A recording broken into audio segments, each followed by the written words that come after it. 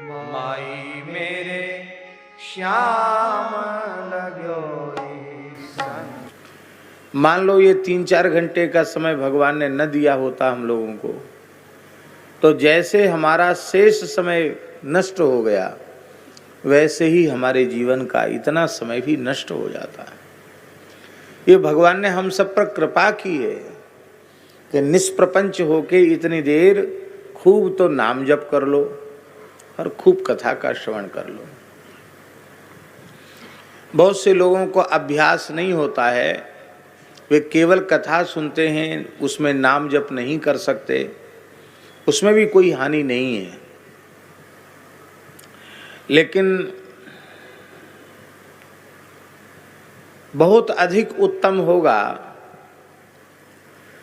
कि 3 घंटे 4 घंटे जितनी देर सत्संग है उतनी देर नाम स्मरण भी भीतर से चलता रहे और हम श्रवण भी करते रहें, तो उसमें चित्त की एकाग्रता अधिक होती है। क्योंकि नाम जप में भी ध्यान रखना है और कथा में भी पूरा ध्यान रखना है, तो सोओगे नहीं, इधर उधर दिमाग नहीं जाएगा। इसलिए नाम जप करते हुए कथा का श्रवण करना है, ये बहुत उत्तम पक्ष है। कथा सुनने में ही नाम जप नहीं करना है। उत्तम पक्ष तो यह है कि काम करते चलो और नाम लेते रहो। उठते बैठते सोते खाते पीते जगते चलते फिरते सब समय नाम की स्मृति बनी रहनी चाहिए। वाहन चला रहे हैं तो राम राम भीतर से हो रहा है, वाहन में केवल बैठे हैं तो भगवान नाम हो रहा है। स्नान घर में घुसे स्नान के लिए जिह्वा से आप भले ही न ले सकें, पर मन से हर क्षण नाम स्मरण किया जा सकता है। शरीर जिस अवस्था में स्मरण की स्थिति में नहीं है, उस अवस्था में भी मन से भगवान के नाम की स्मृति हो सकती है। हर समय भगवान के नाम की स्मृति। माताएं रसोई बनाते समय नाम का स्मरण करें। अब माताओं को रसोई तो बनानी ही नहीं, ये तो कम सौभाग्यशालिनी देवियां हैं जो रसोई अपने हाथ से बनाती हैं, प्रेम से वात्सल्य से, और ठाकुर जी को पवित्रता से खुद भोग लगाती हैं, और फिर बड़े स्नेह पूर्वक सास ससुर पति पुत्र उनको स्वयं अपने हाथ से परोस के जिमाती हैं। वे देवियां भाग्यशालिनी हैं। भाग्यशालिनी नहीं, वे देवियां प्रणाम के योग्य हैं। यही उनके लिए भगवान ने कृपा करके सेवा दी है। श्री जानकी जी से बड़ा कौन हो सकता है। वैसे तो भगवान श्री राम अनंत कोटि ब्रह्मांड नायक सर्वेश्वर परात्पर परब्रह्म हैं, और अवतार काल में उनकी जो नर लीला है उस स्थिति से देखा जाए तो 7 द्वीप 7 समुद्र और जम्बू द्वीप के 9 खंड, इनके एकमात्र अधीश्वर भगवान राम राजा सरकार हैं। कितने बड़े हैं, कितने सेवक घर में होंगे, कितनी सेवकनी घर में होंगी।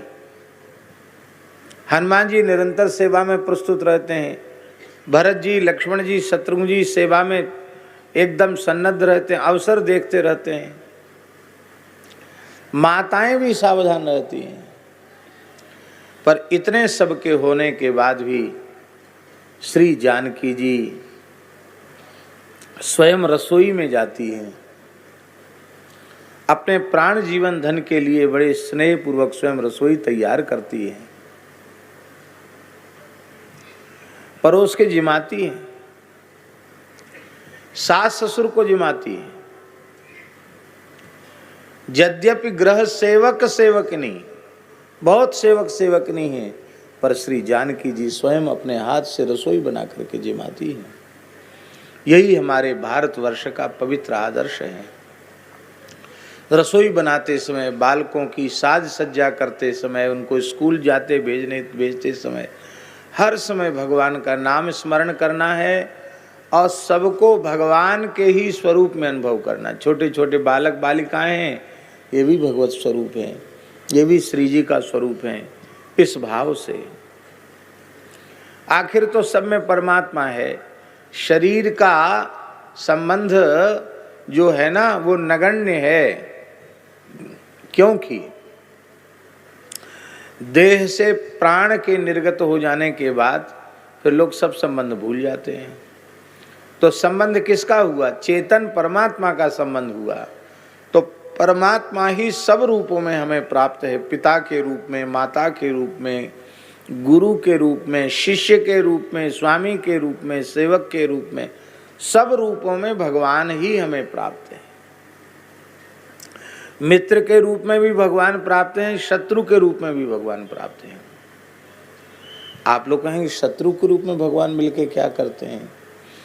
वे हमें सावधान रहना सिखाते हैं, वे हमें संसार की असारता और दुख रूपता का ज्ञान कराते हैं।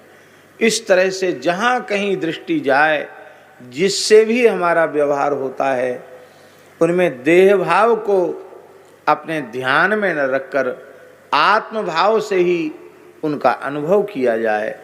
और इस प्रकार का अनुभव करने के बाद फिर संसार का व्यवहार नहीं रह जाएगा, फिर श्वास श्वास भगवान के लिए समर्पित हो जाएगा। बहुत सरल साधन है। ये सब होगा तब जब अहर्निश श्रद्धा पूर्वक नाम जप करोगे, कथा श्रवण करोगे, तो ही ऐसी भावना आपके भीतर से विकसित होगी।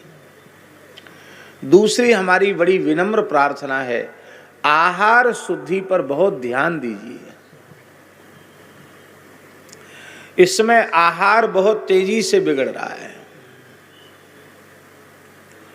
और आहार का दुष्प्रभाव हमारे चित्त पर पड़ता है, अंतःकरण पर पड़ता है। वेद में लिखा है, आहार शुद्धौ सत्व शुद्धि। आहार की शुद्धि से अंतःकरण की शुद्धि होती है।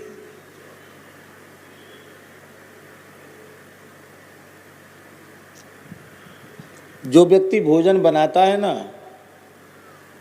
उसके पैतृक संस्कार, उसके अंतःकरण की वृत्ति, उसके निजी जीवन के आचरण, वे अन्न को प्रभावित करते हैं। और वही अन्न हम खाते हैं तो उसका प्रभाव हमारे चित्त पर पड़ता है। आप अत्यंत पवित्र एकदम असंग रह के देख लीजिए, हम किसी का भी स्पर्श नहीं करेंगे और अपने हाथ से ही बड़ी पवित्रता से बनाकर भोग लगाकर पाएंगे, किसी दूसरे का स्पर्श किया हुआ नहीं पाएंगे। इतना ही नियम कुछ समय तक लेके देख लो। साधक की जीवनी से जियो, ब्रह्मचर्य का पालन करो, भूमि पर शयन करो, नाम जप करो, स्वाध्याय करो। हम आपको निवेदन कर रहे हैं कि 1 वर्ष के अंतराल में ही आपको दिव्य दिव्य अनुभूतियां आरंभ हो जाए। माई मेरे श्याम